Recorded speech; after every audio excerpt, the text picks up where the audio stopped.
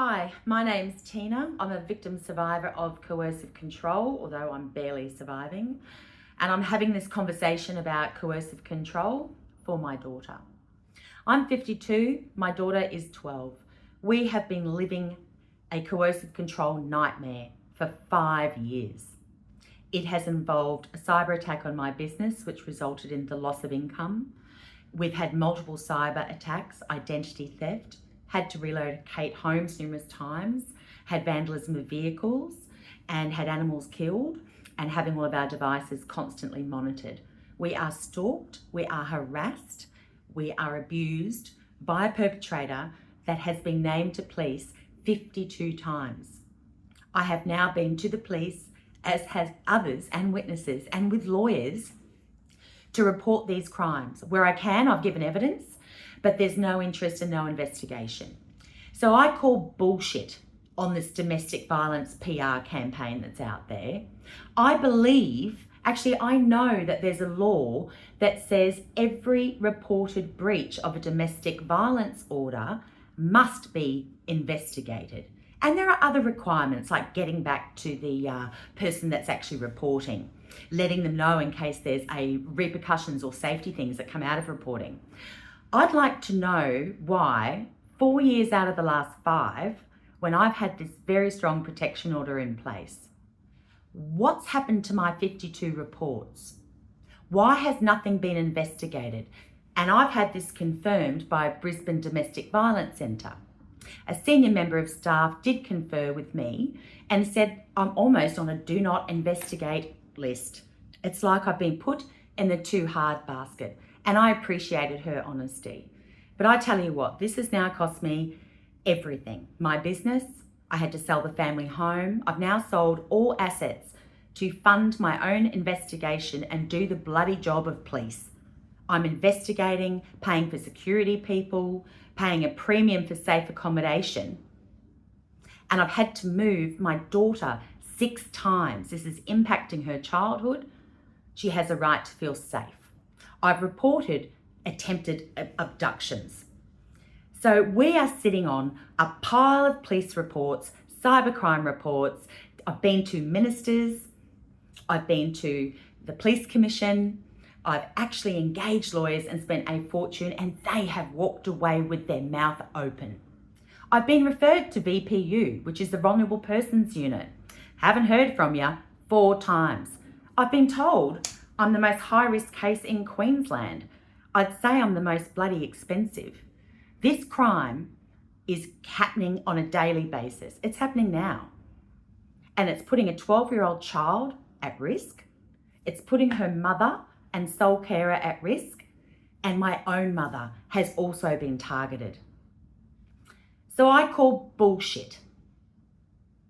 So if you don't know much about these coercive control laws, I'm going to whip through them, and then I'm going to tell you my story. And it's almost like these laws were written exactly for me. And I kind of felt like they were. Hannah Clark is not here to speak up. And on the day that her child was taken, so was mine. My story spans 5 years.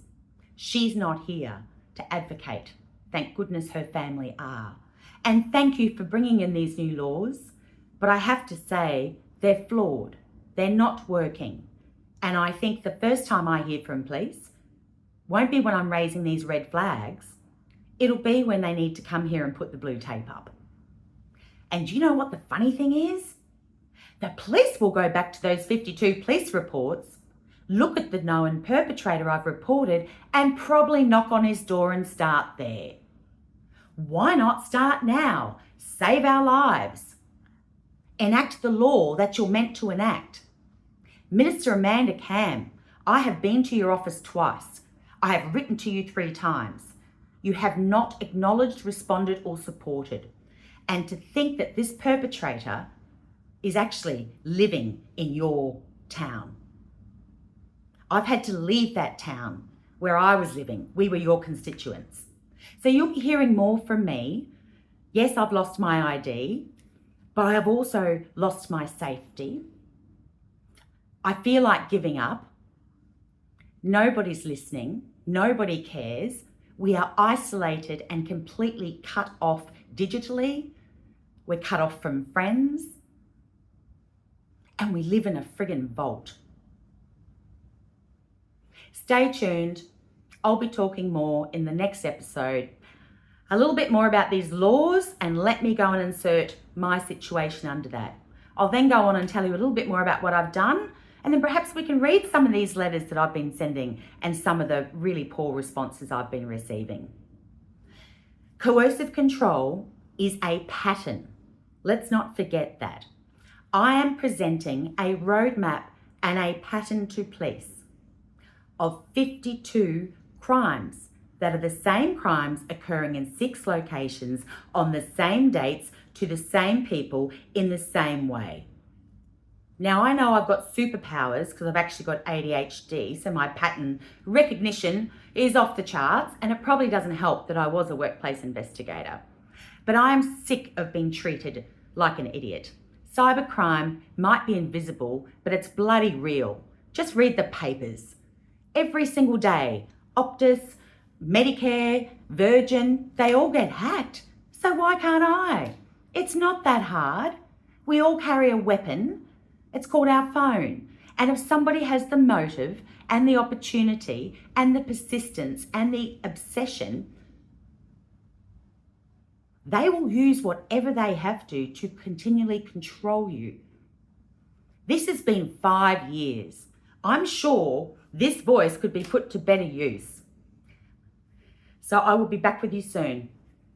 Thanks for tuning in.